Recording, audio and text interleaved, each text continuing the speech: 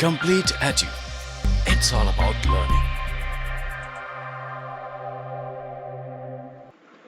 Hello दोस्तों, मैं काशिफ आप सबका स्वागत करता हूं complete edu e learning platform. दोस्तों यहाँ पर मैं आप लोगों के लिए लेके आया हूँ SSC JE, RSMSB JE, RRB JE के प्रीवियस ईयर क्वेश्चंस का सेकंड सेट। आपको ध्यान होगा अभी हमने कुछ टाइम पहले फर्स्ट सेट कंप्लीट किया था। उस फर्स्ट सेट के अंदर हमने क्वेश्चन डाले थे मैकेनिक्स के अलावा एफएम के। इस तरह से अलग अलग 2 या 3 सब्जेक्ट के क्वेश्चन जो है मैंने जंबल करके आप लोगों को दिए थे और मैंने कहा था कि भैया यकीन कीजिए कि सारे के सारे क्वेश्चन क्या है प्रीवियस ईयर, और डेफिनेटली वो सारे क्वेश्चन क्या थे प्रीवियस ईयर क्वेश्चन। उनमें से कुछ क्वेश्चन जो थे वो एसएससी जेई के थे, कुछ राजस्थान जेई के थे यानी कि आरएस एमएसएसबी जेई जिसको अधीनस्थ बोर्ड भी कहा जाता है, ठीक है। इसके अलावा कुछ रेलवेज के थे। आज का जो पेपर लेके आया हूँ मैं आपके लिए बहुत ही स्पेशल पेपर है। इस पेपर के अंदर मैंने कुछ क्वेश्चन डाले एसएससी जेई के, कुछ डाले रेलवेज के, कुछ डाले राजस्थान जेई के और कुछ डाले इसरो के क्वेश्चंस, ठीक है। इसरो मैंने यहाँ पे स्लाइड में लिखा नहीं है, पर मैं आपको बता दूंगा कौन कौन से क्वेश्चन इसरो के हैं, कौन कौन से क्वेश्चन राजस्थान जेई के हैं, कौन कौन से क्वेश्चन रेलवेज के और कौन कौन से एसएससी के। तो टोटल 10 क्वेश्चन की स्लाइड है, ज़्यादा नहीं है, और आपको आइडिया हो जाएगा कि कोई भी एग्जाम हो, जेई लेवल का एग्जाम हो रहा है या एई लेवल का एग्जाम हो रहा है, तो किस लेवल के और किस तरीके के क्वेश्चन जो है आप लोगों से पूछे जाते हैं। तो चलिए दोस्तों स्टार्ट करते हैं आज का ये वीडियो और बढ़ते हैं हमारे पहले क्वेश्चन की तरफ। हम पहले क्वेश्चन को देखें उससे पहले मैं आप सबसे कहूँगा कि अगर आप लोग नए हैं, पहली बार आप मुझको देख रहे हैं, हमारे चैनल को देख रहे हैं, तो प्लीज़ हमारे चैनल को सब्सक्राइब कीजिए, बेल आइकन को दबा दीजिए बिल्कुल, जिससे जब भी कोई भी वीडियो आता है तो आप नोटिफिकेशन मिस ना करें, हमेशा अप टू डेट रहें। और इसके अलावा वीडियो को लाइक करें और अच्छे से कॉन्सेप्ट समझ पाएं, इसलिए पूरी वीडियो को अंत तक देखिए। चलिए आगे स्टार्ट करते हैं। फर्स्ट क्वेश्चन है, to improve the surface finish of casting the following additive is used in the moulding sand. देखो सवाल क्या है, पहले बताओ सवाल कौन से सब्जेक्ट का है। देखो सवाल है आपका प्रोडक्शन इंजीनियरिंग। किसका सवाल है दोस्तों? प्रोडक्शन इंजीनियरिंग का सवाल, ठीक है। और प्रोडक्शन इंजीनियरिंग में काफ़ी पार्ट होते हैं, उनमें से ये आया है कास्टिंग प्रोसेस। कहाँ से आया बच्चों? Casting process. कास्टिंग प्रोसेस से भी क्या सवाल है? ये सवाल पूछ रहा है मोल्डिंग सैंड की प्रॉपर्टीज के बारे में। किसके बारे में? Moulding sand. अब आप जानते होंगे मोल्डिंग सैंड क्या होती है, ठीक है। नहीं जानते हैं तो सब्र रखिए, मैं आपको बताऊंगा। जैसे इसकी थ्योरी क्लास में स्टार्ट करता हूँ, मैं आपको समझाऊंगा कास्टिंग क्या होती है, कास्टिंग के अंदर आप पैटर्न किस तरह से बनाते हैं, मोल्ड क्या होता है, मोल्डिंग सैंड क्या होती है, कौन कौन सी प्रॉपर्टी होती है, तो ये सारी चीज़ें मैं आपको बताने वाला हूँ। बाकी हर एक क्वेश्चन के साथ साथ जो जो इंपॉर्टेंट प्रॉपर्टी मुझे लगेगी वो मैं आपको बता दूंगा। हालांकि ये जो क्वेश्चन है एक फैक्चुअल क्वेश्चन है। कैसा क्वेश्चन है? फैक्चुअल डेटा क्वेश्चन होता है ना भाई, जो फैक्ट होते हैं वही आपको ये याद करना है। पर मैं आपको डायरेक्ट रटवाऊंगा नहीं, मैं आपको बाकी 3 ऑप्शन भी बताऊंगा कहाँ कहाँ पे यूज होते हैं। इससे होगा ये कि आपके कॉन्सेप्ट क्लियर हो जाएंगे और आप आसानी से ऐसे क्वेश्चंस को एग्जाम में कर पाएंगे। अगर क्वेश्चन थोड़ा घुमा के भी दिया जाएगा ना तो भी आप एग्जाम में कर पाएंगे। तो क्वेश्चन बोलता है टू इम्प्रूव, इसका पॉइंटर का हाँ ये रहा, to improve the surface finish of casting the following additive is used in the moulding sand. Option number A, first option क्या है आपका? रेजिन्स। सेकंड ऑप्शन क्या है आपका? ऑयल्स। थर्ड ऑप्शन है वुड फ्लोर और चौथा ऑप्शन है सी। दोस्तों अगर यहाँ पे मैं डायरेक्ट आंसर की बात करूँ तो मेरे बच्चों यहाँ पे जो डायरेक्ट आंसर है वो होता है डी, सी कोल। एकदम करेक्ट आंसर है, ठीक है। पर देखो क्वेश्चन ने पूछा है कि हमें क्या इंक्रीज करनी है? सरफेस फिनिश को इंक्रीज करना है। दोस्तों जब भी सरफेस फिनिश की बात आती है तो हम किसका यूज करते हैं? हम यूज करते हैं कोल डस्ट का और ग्रेफाइट। ग्रेफाइट पाउडर फॉर्म में भी हो सकता है। तो जब भी सरफेस फिनिश आपको यूज करनी है आप किसका यूज करते हो? कोल डस्ट का और ग्रेफाइट का। कोल डस्ट के अलावा सी कोल जो है इसको भी आप इस कैटेगरी में रख सकते हो। अगर तीनों के अंदर देखा जाए तो तीनों के अंदर कॉमन क्या आ रहा है? तीनों के अंदर कॉमन आ रहा है दोस्तों कार्बन। क्या कॉमन आ रहा है? कार्बन। आप देख सकते हो सी कोल, कोल है तो डेफिनेटली कार्बन होना बनता ही बनता है। ग्रेफाइट का अगर आपको स्ट्रक्चर याद हो, हमने बचपन में भी पढ़ा है, 11th-12th में भी पढ़ा होगा आपको, अगर ग्रेफाइट का स्ट्रक्चर याद हो तो ग्रेफाइट भी किससे मिलकर बना होता है? कार्बन से मिलकर बना होता है। तो एक बात हम लोगों को समझ में आती है कि जब भी मुझे सरफेस फिनिश को इम्प्रूव करना होगा तो मैं किसका यूज करूंगा? कार्बन को मिलाने की कोशिश करूंगा। इसके अलावा जो ग्रेफाइट है और कहाँ पर यूज हो सकता है? भैया जो आपका ग्रेफाइट है वो यूज होता है एज अ सॉलिड लुब्रिकेंट। वही पेन टैब है, मेरी हैंडराइटिंग आप वैसे ही जानते हो कितनी माशाल्लाह है, थोड़ी सी आप क्या करें एडजस्ट करें, ठीक है। बाकी मैं बोल ही रहा हूँ। तो जो ग्रेफाइट है आपका, वो सॉलिड लुब्रिकेंट की तरह यूज होता है, ठीक है ना। तो जैसे ग्रे कास्ट आयरन है, आपने नाम सुना होगा ग्रे कास्ट आयरन, उसके अंदर होता क्या है, उसके अंदर ग्रेफाइट्स की छोटी छोटी फ्लेक्स होती है, टुकड़े होते हैं, ठीक है। जब आप उसकी मशीनिंग करते हैं ना, और ये ग्रेफाइट के जो टुकड़े हैं ये आपको फिर बाद में दिखाई देते हैं, मतलब कि मशीन, जैसे आप उसकी मशीनिंग कर रहे हो, मान लिया किसी टूल से आप उसकी फिनिशिंग कर रहे हो, तो अभी जो ग्रेफाइट है क्या काम करेगा, लुब्रिकेशन का भी काम करेगा आपके साथ साथ, ठीक है ना। जो ये बात तो यहाँ पे क्लियर होगी, पहले क्वेश्चन का आंसर हो गया डी।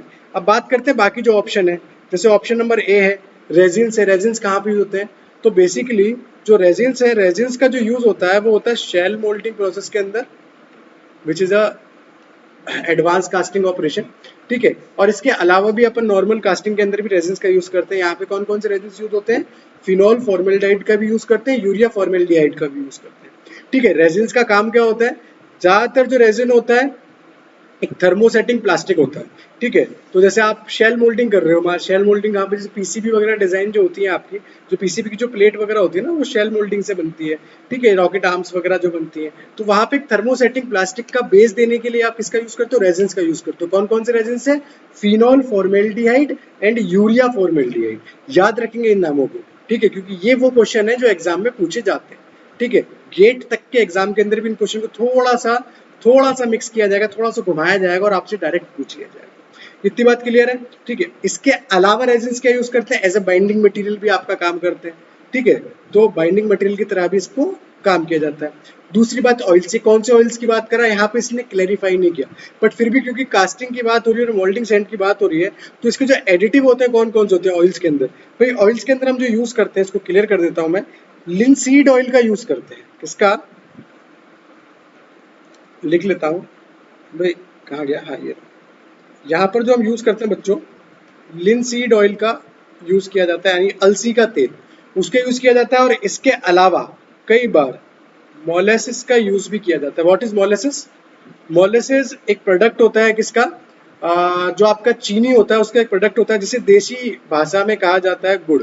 गुड़ के जैसा ही होता है, क्रॉस हो गया ये ऊपर, मैं ऐसे लिख रहा था, ठीक है। तो देसी भाषा में क्या कहा जाता है, इसको गुड़ कहा जाता है, ठीक है। तो गुड़ का भी यूज किया जाता है, ठीक है। और ये किसके लिए यूज होते हैं, जो ऑयल्स वगैरह हैं, ये आपके यूज होंगे मोल्ड हार्डनेस बढ़ाने के लिए। किस चीज के लिए, कहा गया, हाँ ये मोल्ड हार्डनेस को इंक्रीज करने के लिए किसका यूज करोगे आप, ऑयल्स का यूज करोगे। अब बात यह है कि यहाँ पे इन्होंने स्पेसिफिक ऑयल नहीं बताया, ठीक है ना। अच्छा ये क्वेश्चन कब का है, ये क्वेश्चन है एसएससी जेई का 2016 का क्वेश्चन है, ठीक है। सॉरी 2014 का क्वेश्चन है, 16 का नहीं 14 का क्वेश्चन। फिर तीसरी बात होती है वुड फ्लोर, जो ऑप्शन सी दिख रहा है आपको, ये वुड फ्लोर। वुड फ्लोर क्यों यूज किया जाता है, वुड फ्लोर यूज कर लो या साथ में आप सॉ डस्ट ये यूज कर लो। ये दोनों यूज होते हैं कोलैप्सिबिलिटी एंड परमेबिलिटी बढ़ाने के लिए। व्हाट इज परमेबिलिटी, परमेबिलिटी एक प्रॉपर्टी होती है जो अलाउ करती है गैसेस को बाहर निकलने के लिए। माना आपके पास एक गर्मा गर्म मेटल है, उस गर्मा गर्म मेटल को आपने पैटर्न के अंदर डाल दिया, ठीक है ना। और मोल्डिंग सैंड है वहां पर, सीधी सी बात है, मोल्ड के अंदर डाला है, मोल्डिंग सैंड है। अब क्या होगा भाई, आपने देखा होगा हम गर्म गर्म पानी भी अगर बर्तन के अंदर डालते हैं तो धुआं उठता है। वो धुआं क्या, हॉट गैसेस है। हम ये चाहते हैं कि वो हॉट गैसेस जो है ट्रैप ना हो के बल्कि बाहर निकल जाए, एनवायरनमेंट के अंदर निकल जाए, तो हमारे लिए ज्यादा बेनिफिशियल है। तो उसके लिए इस प्रॉपर्टी को कहा जाता है परमिएबिलिटी। और इस प्रॉपर्टी को अगर फॉर्मूला आपको ध्यान हो तो क्या होगा, VH/PAT होता है, ठीक है। बाद में बात करेंगे, थ्योरी क्लास के अंदर नहीं भी पता तो परेशान मत हो। तो उसको इंक्रीज करने के लिए हम किसका यूज करते हैं, वुड फ्लोर का यूज करते हैं। किसका बच्चों, वुड फ्लोर का यूज किया जाता है, ठीक है। तो चलिए पहले सवाल का आंसर क्या हो गया, डी हो गया। बकायदा हमने अच्छा खासा डिस्कशन कर लिया यहाँ पे 5-7 मिनट का एक क्वेश्चन के ऊपर। चलिए अब हम आगे बढ़ते हैं, next question. The binding material used in cemented carbide tool, किसकी बात कर रहा है, बाइंडिंग मटेरियल की बात कर रहा है।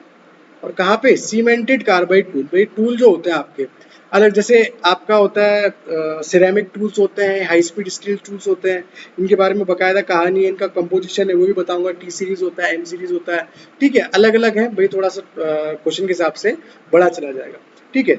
तो इस तरह से अलग अलग टूल होते हैं, ठीक है। सिरेमिक टूल होते हैं हाई स्पीड पे काम करते हैं, कार्बाइड टूल होते हैं ये भी मीडियम स्पीड पे कह सकते हो आप काम करते हैं। ठीक है, सिरेमिक जो है एकदम सबसे लेटेस्ट है, ब्रिटल मटेरियल होते हैं, इंसर्ट्स बनाई जाती है इनकी छोटी छोटी सी।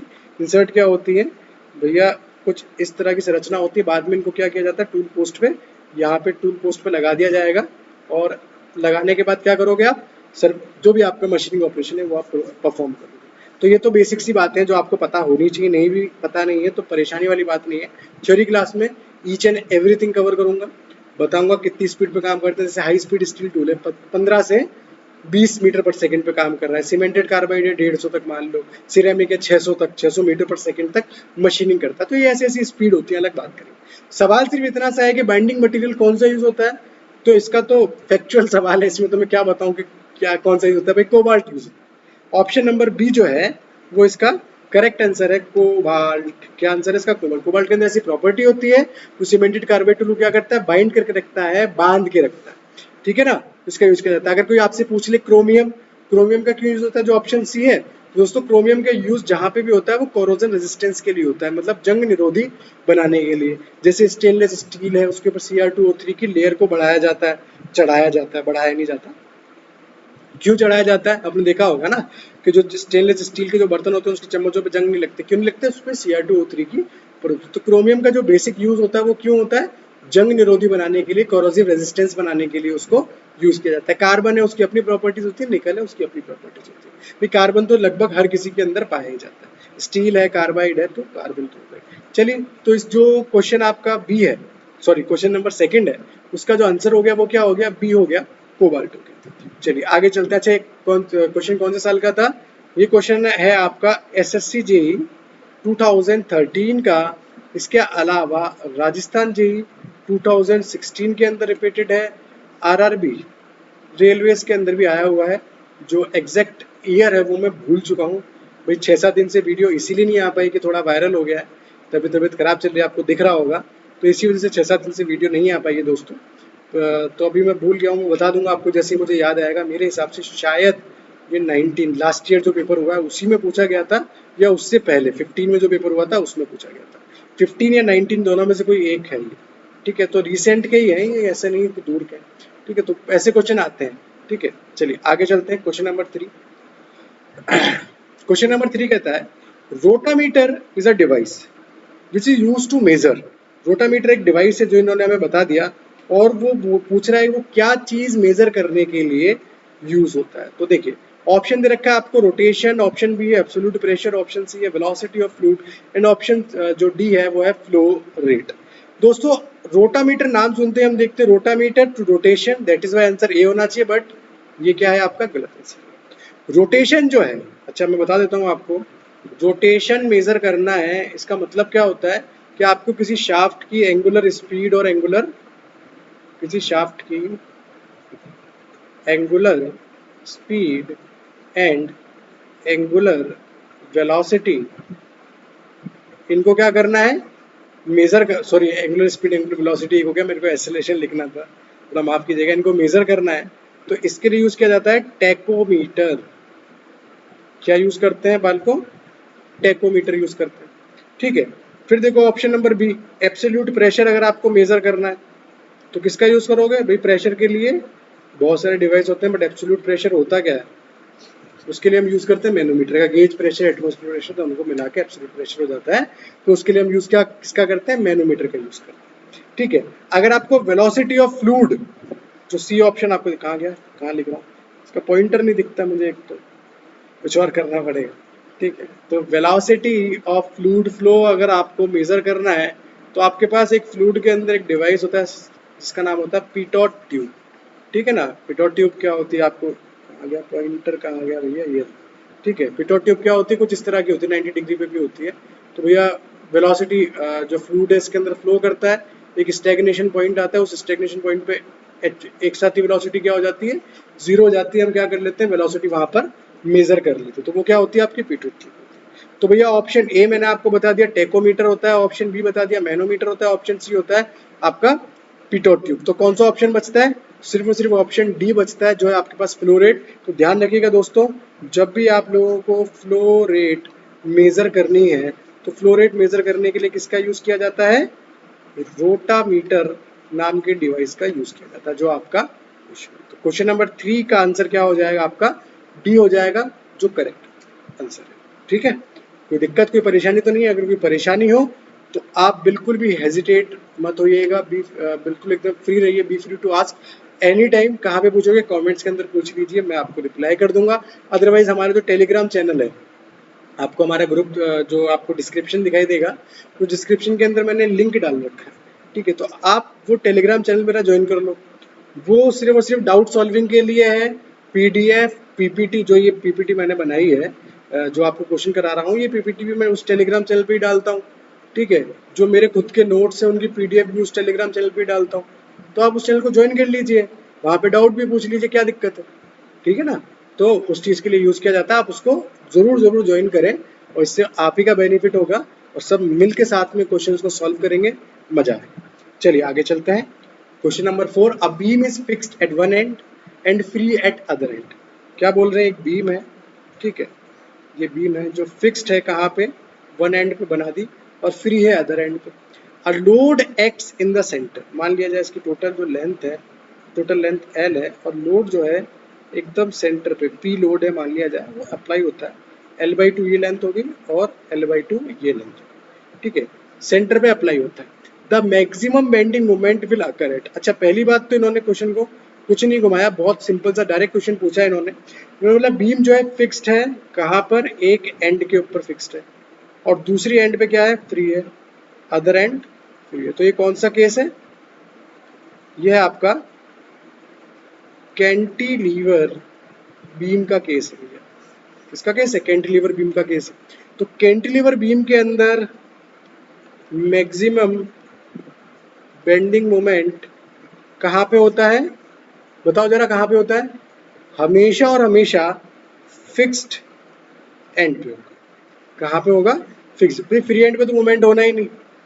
ठीक है, अब कुछ किताबें जो है इसका आंसर देती है A, between centre and a fixed end. तो भैया ए जो है इसका आंसर, ए इसका आंसर नहीं हो सकता। क्या होगा इसका आंसर? अंडर द लोड भी नहीं होगा, फ्री एंड भी नहीं होगा। क्या होगा? फ्री एंड तो हो ही नहीं सकता ना, कुछ सोचो, फ्री एंड कैसे होगा? फ्री एंड तो हो ही नहीं सकता। तो क्या होता है इसका? फिक्स्ड एंड पे होता है। बड़ा ही सिंपल सा क्वेश्चन है, इसमें तो एक्सप्लेन करने जैसा भी कुछ नहीं है, और अगर एक्सप्लेन करने को देखा जाए तो बहुत कुछ है एक्सप्लेन करने के लिए। बाकायदा मुझे उसके लिए आपकी एसएफडी बीएमडी क्लास लेनी पड़ेगी।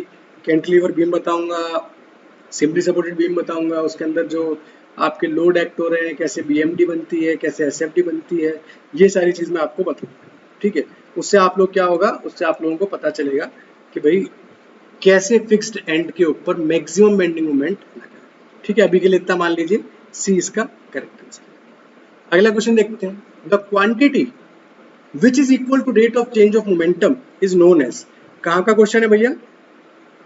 इंजीनियरिंग मैकेनिक्स का क्वेश्चन आया है, और जनरल फिजिक्स भी बोल सकते हो। अब ये बोल रहा है कि भैया एक ऐसी क्वांटिटी जो rate of change of momentum के इक्वल है या बोली जाती है। सबसे पहले आप देखो कि मोमेंटम होता क्या है। Momentum P is equal to होता है mv। क्या होता है? मोमेंट और मोमेंटम दोनों में बहुत डिफरेंस है। बच्चे कंफ्यूज रहते हैं कि भाई मोमेंट क्या है। देखो भैया, मोमेंट जो है मेरे भाई वो होता है फोर्स, मान लिया फोर्स को मैं F से डिनोट करता हूँ, multiplied by perpendicular distance that is d। Sorry, force multiplied by perpendicular distance that is d। ठीक है, एफ डी क्या है आपका? मोमेंट होता है। मोमेंटम क्या होता है? Mass multiplied by velocity. Newton second law of motion, किसका जिक्र किया गया है? मोमेंटम का जिक्र किया गया है वहां पे। जैसे कि बहुत कॉमन से एग्जांपल है कि भैया पानी है, और यहाँ पे एक नाव है, नाव में आप खड़े हुए हो। ठीक है, नाव में खड़े हो, आप नाव से जैसे ही कूदते हो तो क्या होता है? नाव पीछे चली जाती है। अब इसको आप Newton third law of motion से भी समझाते हो, Newton second law of motion से भी समझाते हो। ठीक है, तो ये हो क्यों रहा है? ये मोमेंटम की वजह से हो रहा है। मतलब एक मास है, एक वेलोसिटी है, तो टोटल क्या आ रहा है? एक मोमेंटम आ रहा है। अब ये बात कर रहे हैं चेंज ऑफ मोमेंटम की। अब अगर हम चाहें तो मोमेंटम पे बकायदा बहुत लंबी सी क्लास ले सकते हैं, 1-1.5 घंटे की। सिर्फ मोमेंटम पे हम अच्छी सी क्लास ले सकते हैं। ठीक है, और लेंगे, बकायदा लेंगे, परेशान हो तो ये आप अभी जरा मेरे को थोड़ा क्वेश्चंस करवाने का सोच रहा हूँ मैं कि आप लोगों को पहले कुछ 5-7 वीडियो दे दूँ, जिसमें क्वेश्चंस हो सारे, तो आप लोगों के लिए भी क्या होंगे, बेनिफिशियल होंगे। ठीक है ना बच्चों। तो quantity which is equals to rate of change of momentum, तो हमने देखा momentum is equals to mv। अब ये बोला rate of change of momentum, मतलब कि टाइम के साथ करना, तो p बाई टी कर दो, m बाई टी कर दो भैया। m यानी कि मास इज आपका कांस्टेंट, v बाई टी क्या हो जाता है, एक्सेलरेशन हो जाता है। मैं जानता हूं मैं क्या कर रहा हूँ, हंसना मत।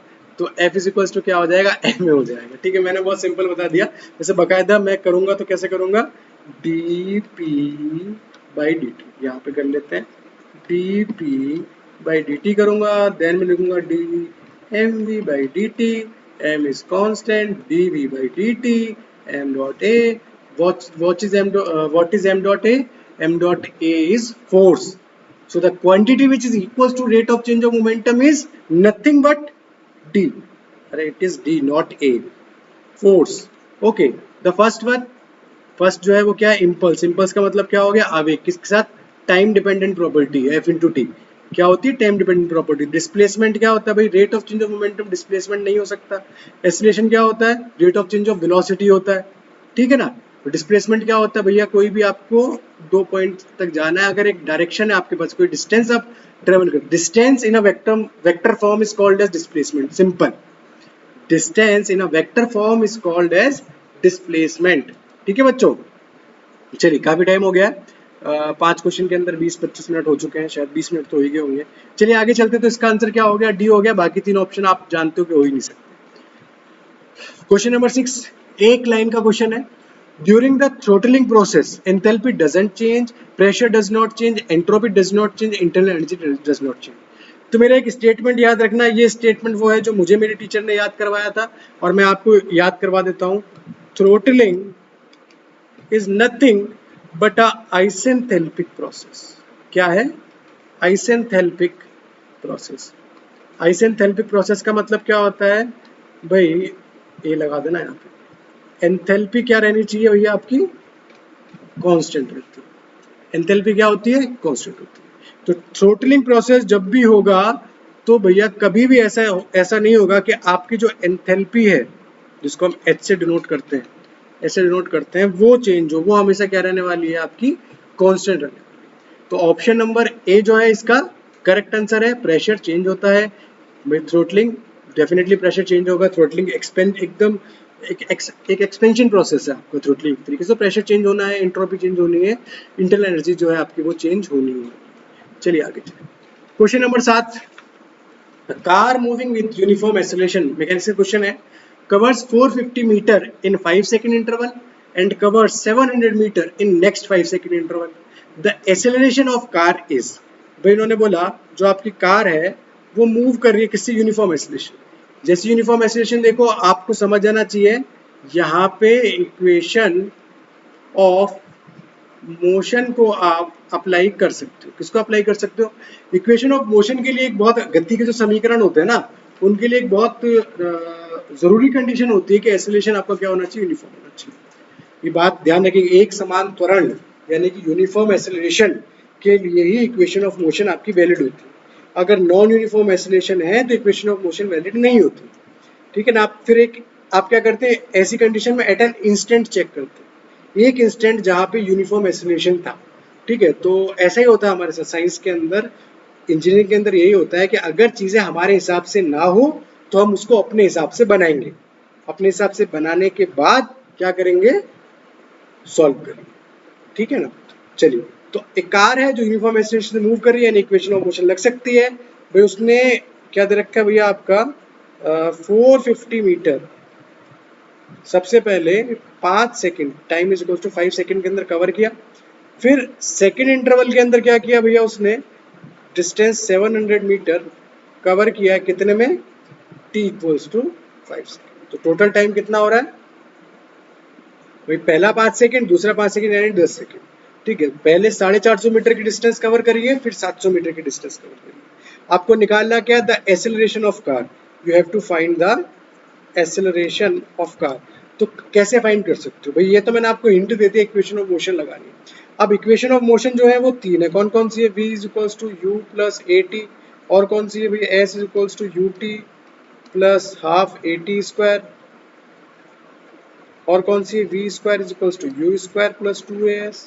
भाई पहली बात तो टाइम की फिनोमिना आ रही है, भाई टाइम दे रखा है तो सीधी सीधी सी बात है। तीसरी जो कहाँ गई भैया, पॉइंटर कहाँ गया, हाँ यार, तो तीसरी इक्वेशन है मैं यूज नहीं कर सकता, ठीक है ना। अगर तीसरी इक्वेशन यूज करूंगा तो मेरे पास क्या होनी चाहिए, फाइनल वेलोसिटी होनी चाहिए, इनिशियल वेलोसिटी होनी चाहिए, डिस्प्लेसमेंट मेरे को दे रखा है, एक्सीलरेशन मैं यहाँ से फाइंड कर सकता हूँ, बट टाइम है मेरे पास यहाँ पे, तो मैं इसको यूज नहीं कर सकता।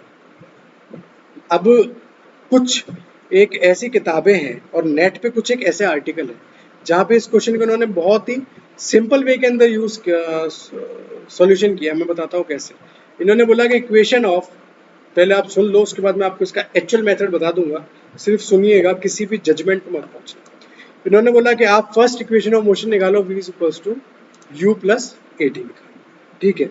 चलो ठीक है, अब आप क्या करो, यहाँ पे मान के चल लो, मतलब कि आप क्या कर लो, इमेजिन करो, मान के चल लो फाइनल वेलोसिटी और इनिशियल वेलोसिटी दोनों को। भाई कैसे निकालेंगे, तो ये बोल रहे हैं कि कार जो है यूनिफॉर्म एक्सीलरेशन से 450 मीटर 5 सेकंड के अंदर ट्रेवल कर रही है, टाइम आप मान लो सिर्फ 5 सेकंड, ठीक है। और जो दूसरा है वो 700 मीटर 5 सेकंड के अंदर ट्रेवल कर रही है, तो भाई फाइनल वेलोसिटी इन्होंने क्या मानी है, 700 मान ली। मतलब इन्होंने डिस्प्लेसमेंट को क्या कर दिया, डिस्प्लेसमेंट को फाइनल वेलोसिटी बनाइए। नेट पे आर्टिकल मिलेगा आपको, फर्स्ट आर्टिकल, मैं झूठ नहीं बोल रहा, डिस्प्लेसमेंट को इन्होंने वेलोसिटी बनाया अपने तरीके से, बोला कि भाई 450 मीटर 5 सेकंड में करती, 1 सेकंड में इतनी करेगी, ठीक है। 700 मीटर 5 सेकंड में करती, 1 सेकंड में इतनी करेगी, ठीक है। एक को फाइनल वेलोसिटी बना दिया, एक को इनिशियल वेलोसिटी बना दिया, डिवाइड बाय टोटल टाइम 5 करके आंसर निकाल दिया 10 मीटर पर सेकंड। तो जो एकदम रॉन्ग मेथड है, एकदम गलत मेथड है, हालांकि ऑब्जेक्टिव क्वेश्चन है आपका, तो आप बोलोगे कि ठीक है सर आंसर आना चाहिए, बट कॉन्सेप्ट के अगर लॉजिक के अकॉर्डिंग देखा जाए, कॉन्सेप्ट के अकॉर्डिंग देखा जाए, तो ये क्या है आपका, एकदम गलत मेथड है, ठीक है ना। तो करना क्या है, यहाँ पे हम लोगों को थर्ड इक्वेशन ऑफ मोशन जो है उसको यूज करना है, जो बोलती है S equals to U T plus half A T square, ठीक है। एक बार मैं मिटा देता हूं।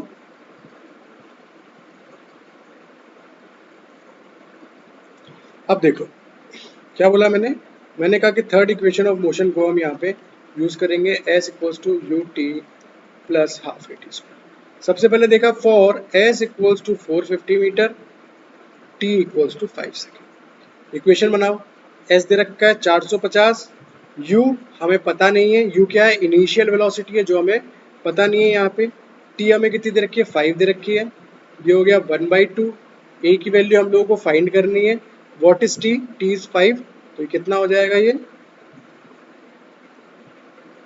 सॉरी, हाँ, तो कितना हो जाएगा ये, कहाँ गया, ये 25 हो जाएगा ना, 5 मल्टीप्लाइड बाई 5, 5 का स्क्वायर 25 हो जाएगा। तो फर्स्ट इक्वेशन आपने क्या बनाई, 450 बराबर 5 u प्लस 12.5 ए। सेकेंड कंडीशन में देखो उसने क्या कहा कि भाई 700 मीटर ट्रेवल करती है अगले 5 सेकंड के अंदर। भाई मान लिया जाए कोई एक कार जो थी, कहाँ गई, कोई एक कार यहाँ पर थी, पहले 5 सेकंड के अंदर उसने 450 मीटर की डिस्टेंस ट्रेवल करी है, टी इक्वल्स टू 5। अगले 5 सेकंड के अंदर उसने 700 मीटर की डिस्टेंस ट्रेवल करी है, कितने में, 5 सेकंड के अंदर। अब अगर मैं देखूँ इनिशियल पॉइंट से, तो इनिशियल पॉइंट से कार ने फाइनल पॉइंट बी तक पहुंचने में कितनी डिस्टेंस ट्रेवल करी है, 700 प्लस 450, दैट इज 1150 मीटर की डिस्टेंस ट्रेवल करी है, और कितने टाइम में, टोटल 10 सेकंड के अंदर ट्रेवल करी है। तो अब मैं क्या बनाऊंगा, सेकंड इक्वेशन जब बनाऊंगा तो बोलूंगा s इज इक्वल टू 1150, ठीक है। फिर क्या होगा, ut, तो u तो हमारा क्या रहेगा, पता नहीं है मुझको, इनिशियल वेलोसिटी, टाइम कितना हो गया, अब यहाँ पे टाइम हो गया 10 सेकंड का, प्लस हाफ इंटू ए कितना है मेरे पास, पता नहीं है मुझे, और t का स्क्वायर यानी कि 10 का स्क्वायर दैट इज 100। तो अब जब मैं इसकी फाइनल इक्वेशन लिखता हूँ तो इसकी फाइनल इक्वेशन क्या आती है, 1150 equals to 10u plus 50a, ठीक है। मान लिया इसको इक्वेशन नंबर 2 मैंने नाम दे दिया है, इसको इक्वेशन नंबर 1 नाम दे दिया। फाइंड क्या करना है मुझे, एक्सेलरेशन फाइंड करना है। अब मुझे फाइंड क्या करना है बच्चों, एसिलेशन फाइंड करना है। तो एसिलेशन में कैसे फाइंड कर सकता हूँ, इक्वेशन लिखता हूँ 1150। भाई मैं क्या करता हूँ, इक्वेशन 2 में से 1 को घटा दिया, ठीक है। तो मैं इक्वेशन लिखता हूँ 1150 इक्वल्स टू क्या था आपका 10u प्लस 50a। दूसरा क्या था 450, जो इक्वेशन 1 थी आपकी वो कितनी थी 5u प्लस 12.5a, ठीक है। अब इसको माइनस करना है, भाई एक टर्म तो सेम होनी चाहिए। तो मैं क्या करता हूँ, इक्वेशन नंबर 1 को 2 से मल्टीप्लाई कर दिया, पूरी इक्वेशन को। जब मैंने पूरी इक्वेशन को 2 से मल्टीप्लाई कर दिया तो मेरे पास क्या बनेगा, आगे क्यों जा रहा है, अगर मैंने इक्वेशन 2 को इक्वेशन 1 को किससे मल्टीप्लाई कर दिया बच्चों, फर्स्ट से अप्लाई कर दिया, किससे 2 से मल्टीप्लाई कर दिया, तो क्या बन जाएगा 450 इंटू 2 यानी कि 900, 5 इंटू यू यानी कि 10u, और 12.5 इंटू 2 कितना हो जाएगा 25a हो जाएगा, ठीक है। अब देखो ये कैंसिल आउट हो गया, 10u से 10u, 50 माइनस 25a कितना बच गया 25a बच गया। 1100 माइनस 900 होते हैं 200, तो 1150 माइनस 900 कितने होंगे 250। तो मैंने लिखा 25a equals to 250, that is why a equals to 250 divide by 25, that is 10 metre per second square. तो option number 4 that is option number D is correct answer, जो हमने अभी अभी सॉल्व किया है और निकाल लिया। चलिए आगे चलें, क्वेश्चन नंबर 8 की बात करते हैं। आइडलर पुली कहाँ से आया क्वेश्चन, अच्छा एक बात तो मैं आप लोगों को बताना भूल गया, question number 6 RRB, SSC, GATE, ISRO और जेडब्ल्यूएम, इन 5 एग्जाम के अंदर कॉमन क्वेश्चन है, एक बार नहीं कम से कम 5 से 6 बार। क्वेश्चन नंबर 7 गेट, इसरो, दोनों के अंदर एक एक बार आ चुका है, इसरो के अंदर 2 बार आ चुका है 1+1, ठीक है। एक बार सेम क्वेश्चन आया था, डेटा चेंज कर दिया था, क्वेश्चन सेम था, ठीक है। ये क्वेश्चन एसएससी जेई के अंदर नहीं आया है, आरपीएससी एई के अंदर आया है। किसके अंदर आया है, आरपीएससी एई। अगला क्वेश्चन मशीन डिजाइन से है, मोस्ट कॉमन क्वेश्चन, इसरो 2008 का क्वेश्चन है, 2008 के बाद शायद 16 या 15 में दोबारा आया है ये क्वेश्चन। गेट के अंदर 4 से 5 बार आ चुका है, ईएस के अंदर 4 से 5 बार से भी ज़्यादा आ चुका है ये क्वेश्चन, एसएससी जेई के अंदर 2 से 3 बार आ चुका है, राजस्थान जेई के अंदर 1 बार आ चुका है। रेलवेज का मुझे अभी देखा नहीं मैंने, रेलवे के अंदर एक क्वेश्चन जैसे मैं पेपर देखूंगा बता दूंगा आपको, रेलवे के अंदर ऐसे आता है, ये कॉमन क्वेश्चन है। भाई आइडलर पुली जो है वो यूज की जाती है, तो वो यूज क्यों की जाती है, option A for changing the direction of motion of the belt, नहीं। Option B for applying the tension, option C for increasing the velocity ratio. Idler pulley है, सोच लीजिएगा नाम कुछ नहीं, काम कुछ नहीं होगा इसका, ये वेलोसिटी रेशियो के अंदर कोई काम नहीं करने वाली है। नाम क्या है इसका, आइडलर पुली, कोई काम नहीं करेगी वेलोसिटी रेशियो के अंदर। तो आइडलर पुली जो है वो सिर्फ और सिर्फ कहाँ क्यों यूज होती है, टेंशन को अप्लाई करने में। तो ऑप्शन बी जो है इस क्वेश्चन का करेक्ट आंसर है, idler pulley is used for applying tension, tension को अप्लाई करने के लिए इसका यूज किया जाता है। जब बेल्ट के अंदर हमको डायरेक्शन जो है चेंज करनी होती है मोशन, तो कैसे करते हैं, वी बेल्ट का यूज कर लो, क्रॉस बेल्ट का, वी बेल्ट का नहीं, क्रॉस बेल्ट अरेंजमेंट का यूज कर लो। वही बेल्टिंग अरेंजमेंट होते हैं ना अलग अलग, चलिए जब मैं मशीन डिजाइन पढ़ाऊंगा तो आप लोगों को बताऊंगा, बेल्टिंग अरेंजमेंट है अलग अलग, ठीक है। तो किसका यूज करते हैं अपन, क्रॉस बेल्ट का यूज कर लेते हैं डायरेक्शन ऑफ मोशन को चेंज करने के लिए। आइए आगे बात करें, question number 9, on loading a ductile material in excess of a certain value, gradual increase in elongation occurs with time. Such phenomena is known as creep, fatigue, stress, concentration, none of the above. देखिए दोस्तों question क्या बोल रहा है, question कहाँ से आया है, material science plus production segment का क्वेश्चन है, ये दोनों के अंदर पूछा जाता है, कॉमन क्वेश्चन है। और ऐसे क्वेश्चन भैया इसरो है और एसएससी है और ईएस है, इंजीनियरिंग सर्विस एग्जाम जो यूपीएससी कंडक्ट करवाता है, वो भर भर के पूछता है, उसको मजे आते हैं ऐसे क्वेश्चंस के अंदर, ठीक है। और बड़ा ही आसान क्वेश्चन है, on loading a ductile material in excess of a certain value. भाई एक डक्टाइल मटेरियल है, देखो यहाँ पे देखो कहा गया, यहाँ पे देखो एक डक्टाइल मटेरियल है, इस पे मैं लोड लगा रखा है मैंने, ठीक है, और इस ये जो लोड लगाया है मैंने, ये जो उसकी सर्टेन वैल्यू थी उससे थोड़ा सा ज्यादा लगा है, ठीक है। और इसकी वजह से क्या होता है, आपने देखा होगा कि छतों से कई बार चीजें लटकती रहती है, या डक्टाइल मटेरियल की एक खासियत होती है कि जब भी आप उस पर लोड लगाते हो तो वो एक साथ ब्रेक नहीं होता।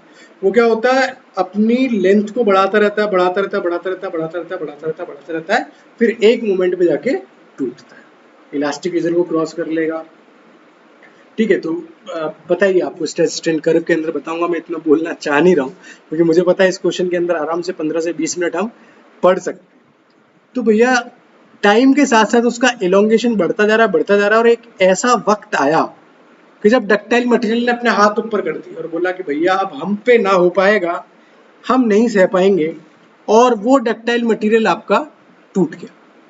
क्या हो गया? टूट गया। तो ऐसा हुआ क्यों?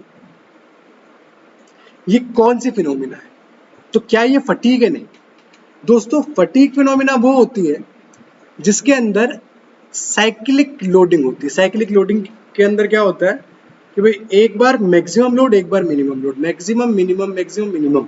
जैसे कि आपने देखा होगा कि एक वायर है मेरे पास, एक स्टील का वायर है जिसको मैं तोड़ना चाहता हूँ, तो मेरे पास दो ऑप्शन है, या तो मैं उसे काट दूं हेक्सा से, उसके अलावा जो दूसरा ऑप्शन है मेरे पास क्या है कि मैं उसको रैंडमली पहले एक बार नीचे करता हूँ, फिर ऊपर करता हूँ, फिर नीचे करता हूँ, फिर ऊपर करता हूँ, फिर नीचे करता हूँ, ऊपर करता हूँ, और इस साइकिल को रिपीट करता रहता हूँ, और इस साइकिल को इतनी जल्दी जल्दी रिपीट करता हूँ। हालांकि इसके अंदर एक स्ट्रेन एनर्जी रिलीज होती है जो एक लोड लगाती है, उस स्ट्रेन एनर्जी को रिलीज होने का टाइम नहीं मिलता, टाइम नहीं मिल पाता तो वो क्या करती है, उस पॉइंट पे ब्रेक करने की कोशिश करती है।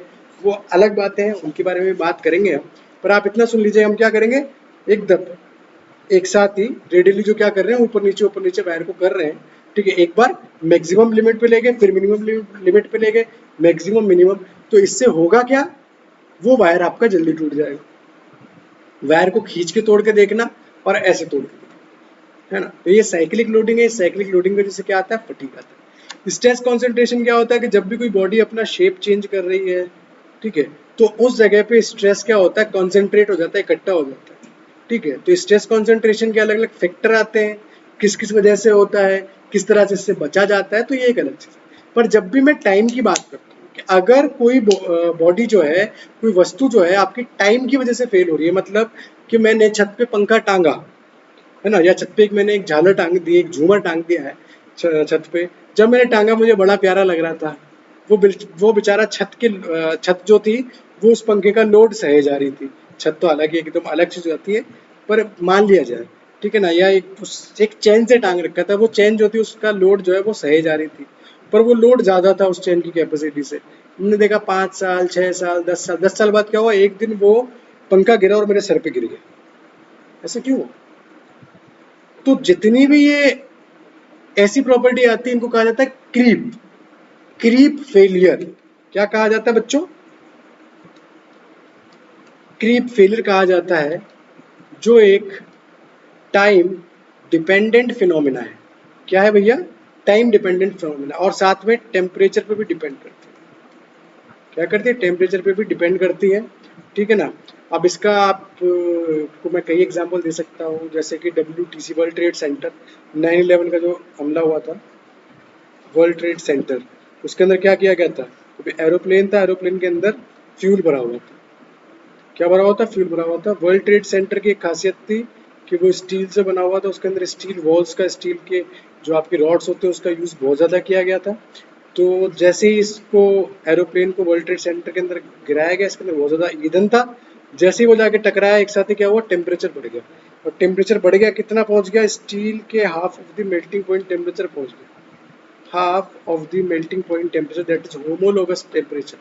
क्या बोलते हैं इसको? होमोलोगस टेम्परेचर को बोलते हैं। तो होमोलोगस टेम्परेचर तक पहुंच गया, उसके बाद स्टील क्या हुआ, अपने आप नीचे गिरने लग गया, सेल्फ वेट के जरिए अपने आप पिघला भी नहीं, टूट टूट के गिरने लग गया। मेल्टिंग पॉइंट टेम्परेचर पर नहीं पहुंचाया था, half of the melting point temperature पे पहुंचा दिया, वो टूट टूट के गिरने लग गया था। ऐसे फेलियर क्या कहा हमने, क्रीप फेलियर का। तो ओसामा बिन लादेन जो एक आतंकवादी था, वो आतंकवादी सिविल इंजीनियर था, और ये सिविल के अंदर ही यूज होता है क्रीप फेलियर बहुत ज्यादा, तो उसको इस चीज के बारे में पता था, उसने इस चीज का बेनिफिट कर लिया, ठीक है ना। तो क्रीप फेलियर बहुत कॉमन सी फिनोमिना देखने के लिए मिलती है, आए दिन हम देखते रहते हैं कि अच्छी खासी चीजें लटकी हुई थी, गिर गई, अपने आप टूट गई, रस्सी टूट, जो चैन है वो टूट गई। तो ऐसा होता क्यों है भाई, एक लोड को जब हम सर्टेन टाइम के लिए अप्लाई कर देते हैं तो वो जो बॉडी है, वो जो पार्ट है आपका क्या हो जाता है, वीक हो जाता है। तो इसको क्या कहा जाता है, क्रीप फेलियर कहा जाता है। क्रीप फेलियर से एक और चीज मुझे याद आती है कि ये क्रीप फेलियर हर मेटल के अंदर होता है, टेम्परेचर की वजह से हर मेटल के अंदर होता है, ठीक है। तो जब हम गैस टरबाइन आप बनाते हो, ठीक है, तो जब आप गैस टरबाइन बना रहे हो मेरे भाइयों, तो वहां पर भाई सीधी सी बात है, हॉट गैसेस आ रही है, टेम्परेचर बहुत ज्यादा होता है, तो आप टरबाइन की जो ब्लेड बनाओगे किसी भी मटेरियल की बनाओ, वो तो पिघल के गिर जाएगी। और पर टरबाइन की ब्लेड जो बनाई जाती है वो मटेरियल की बनाई जाती है, किसी मेटल की बनाई जाती है। तो किस तरह से बनाया जाता है भाई, उसको बनाया जाता है जिंक्रोनियम, ZR कहा गया, ZR जिरकोनियम नाम के एक तत्व से, एक एलिमेंट से बनाया जाता है, ठीक है। वो एलिमेंट की प्रॉपर्टी क्या होती है कि ये एलिमेंट एक सिंगल ग्रेन स्ट्रक्चर होता है। क्या होता है, सिंगल ग्रेन। जो क्रीप फिनोमिना है ना भाई, ग्रेन भी होते हैं, इसीलिए मैं थोड़ा ज्यादा बोलता नहीं हूँ। फिर क्या होता है कि बहुत सारी चीजें हो जाती हैं, जितनी भी चीजें बनी हुई हैं, जितनी भी हमारी बॉडी बनी हुई है, वो ग्रेन और ग्रेन बाउंड्री से मिलकर बनी हुई है। तो क्रीप जो है ना, एक बाउंड्री फिनोमिना है। क्या है, ग्रेन बाउंड्री फिनोमिना। जब भी फेलियर होगा ना तो क्या होगा, जैसे ये एक आपका मटेरियल था, चलो ऐसे ही देख लो ना, ये आपका एक मटेरियल था, ये अथाह ग्रेनों से, बहुत सारी ग्रेनों से मिलकर बना हुआ था। जब इसका टेम्परेचर बढ़ाया तो क्या होगी, इसकी जो बाउंड्री होती है ना, ये वीक होने लग जाती है। इस बाउंड्री के वीक होने की वजह से ये टूट के अलग हो जाता है। तो हमने क्या किया, एक सिंगल ग्रेन, इसका एक सिंगल ग्रेन मटेरियल का यूज किया, जिसका नाम था जिरकोनियम। जिरकोनियम इसीलिए गैस टरबाइन के अंदर काफी टाइम तक यूज हो सकता है, वो फेल नहीं होता, उसके अंदर क्रीप फेलियर नहीं होता। तो दोस्तों इसका आंसर क्या हो गया, 9th क्वेश्चन का आंसर हो गया ए। आगे चलते हैं, question number 10। Induction hardening is the process of hardening the core, uniform hardening, selective hardening, hardening surface for wear resistance. देखिए इंडक्शन हार्डनिंग क्या है, हार्डनिंग प्रोसेस है। हार्डनिंग के अंदर हम क्या करते हैं, सरफेस की हार्डनेस को इंक्रीज करते हैं। मैंने आपको बताया भी था, नहीं बताया तो बता दूंगा कि हार्डनेस होती है, और क्या होता है इसके अलावा, स्ट्रेंथ होती है, टफनेस होती है। इनमें बच्चे बड़े कंफ्यूज होते हैं, sir what is difference between toughness, strength and hardness. तो हार्डनेस सरफेस से रिलेटेड होती है, कि जैसे ये कांच है, ये कांच का गिलास है, इस कांच के गिलास पे अगर मैं चाहूँ तो भी स्क्रैच नहीं कर पा रहा, ठीक है, क्यों, हार्ड है, ठीक है। अगर स्टील का गिलास होता, वो भी हार्ड है, और कोई ग्लास होता उसको मैं चक्कू से, तो स्टील के गिलास पे चक्कू से मैं स्क्रैच कर सकता हूँ, ठीक है ना। और इससे भी बेटर, ये तो बहुत घटिया क्वालिटी का गिलास है, जो अपन यूज करते हैं पानी वानी पीने के लिए, बहुत घटिया क्वालिटी के ग्लास होते हैं। आपने देखे होंगे आजकल तो लाइट बोर्ड यूज होते हैं, तो उनके अंदर ग्लास ही होता है, ग्लास पे लिखते रहते हैं, है ना। तो ग्लास की सरफेस हार्डनेस ज्यादा होती है, हार्ड ज्यादा होता है, ठीक है ना। इसी तरह किसी मेटल को अगर हमें हार्ड बनाना है, यानी उसकी सरफेस जो रेजिस्टेंस है या उसकी जो हार्डनेस है उसको इंक्रीज करना है, तो हम करते हैं हार्डनिंग प्रोसेस। और वो कौन सा है, उसके अंदर अलग अलग होती है, कार्बोनाइजिंग भी होता है, इंडक्शन हार्डनिंग भी होती है, ठीक है। तो इस तरह के अलग अलग प्रोसेस होते हैं। तो इंडक्शन हार्डनिंग का जो मेन यूज है, बेसिक यूज है, वो है hardening surface for wear resistance, ठीक है। कोर को हार्डनिंग नहीं किया जाता है, केस हार्डनिंग नाम की एक प्रोसेस होता है, केस हार्डनिंग, जिसमें क्या करते हैं, जैसे आपका एक मटेरियल है ना, तो एक भैया एक थिकनेस तक तो हार्डनेस को बढ़ाया जाता है, नीचे जो कोर है उसको सॉफ्ट रखा जाता है। जैसे ये कहाँ पे होता है, गियर के अंदर, जो गियर ड्राइव्स बनती हैं आपके, जो गियर्स बनते हैं, उसके अंदर केस हार्डनिंग किया जाता है। क्या किया जाता है बच्चों, केस हार्डनिंग किया जाता है, ठीक है। तो इस तरह हार्डनिंग के अलग अलग प्रकार हैं। इंडक्शन हार्डनिंग यूज होती है hardening surface for wear resistance. दोस्तों तो आज के 10 क्वेश्चन यहीं पे खत्म होते हैं, आज का लेक्चर यहीं पे खत्म होता है। आज का लेक्चर थोड़ा एनर्जेटिक नहीं रहा, मैं जानता हूँ, थोड़ा सा तबीयत खराब होने की वजह से एनर्जेटिक नहीं है, ठीक है ना। अब मैं आपसे फिर कुछ दिन बाद मिलूंगा, कोशिश तो यही करूंगा कि 2 दिन बाद ही मिल जाऊं, तबीयत पूरी तरह से ठीक हो जाए, और आप लोगों को जो है और 10 क्वेश्चन अच्छे से बढ़िया से इस बार सोच रहा हूँ थ्योरी ऑफ मशीन के। और आप बता दीजिएगा एक सब्जेक्ट, और कमेंट के अंदर लिख दीजिएगा कि और कौन सा सब्जेक्ट ऐसा है जिसके आप क्वेश्चन जो है वो करना पसंद करेंगे तो थ्योरी ऑफ मशीन तो मैं अपनी तरफ से डाल रहा हूँ, एक और कोई सब्जेक्ट है, उन दोनों सब्जेक्ट के क्वेश्चन कंबाइन करेंगे और उनको ऐड करते हैं अपन, ठीक है, और उसके 10 क्वेश्चन हम लिखेंगे। तो चलिए दोस्तों, थैंक यू सो मच। आज का जो ये वीडियो है ये यहीं पे खत्म होता है।